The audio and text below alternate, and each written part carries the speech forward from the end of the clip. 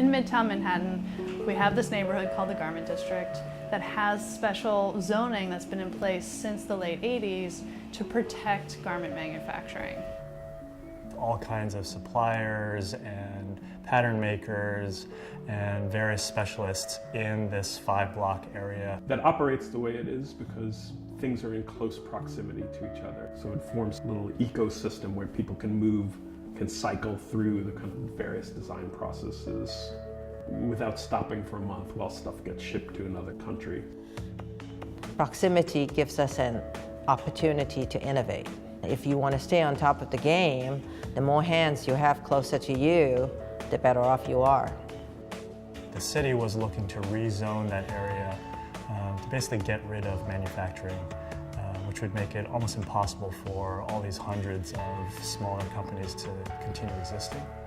The Council of Fashion Designers of America came to Design Trust because for 2 years they had been in negotiations with the city. So they came to Design Trust and said, we need to do a project to come up with an alternative plan for the city. And at that point, Design Trust said, you know, it's probably not a plan that we need right now. We just need to understand better how this thing works and what is its value to the city, because it provided specific services to designers, but also because it provided economic diversity to the city, it provided jobs to recent immigrants especially, and it provided a certain identity to Midtown.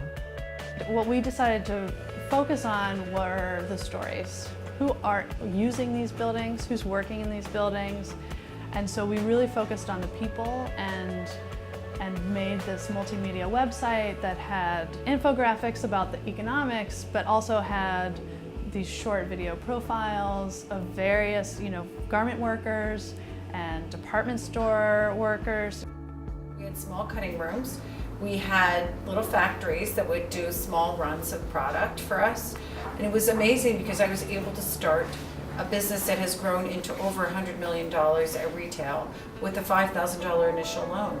And that opportunity would not have been here for me if it hadn't been for the small manufacturers in this neighborhood.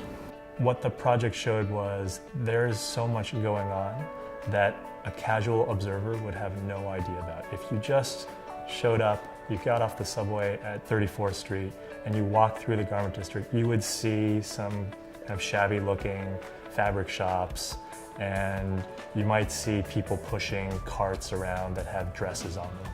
But you would have no idea the kinds of production and creative activity and design that was taking place on the floors above. And without someone going in and spending time talking to people and crunching data, you end up thinking, well, there's not much here going on. Of course it makes sense to rezone it and encourage more hotels and more high-end residential. Those make all kinds of economic sense for the city if you're not looking at what's there now closely.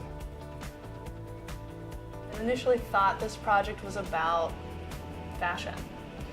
And in the end, this project was not about fashion. This was a project about a neighborhood.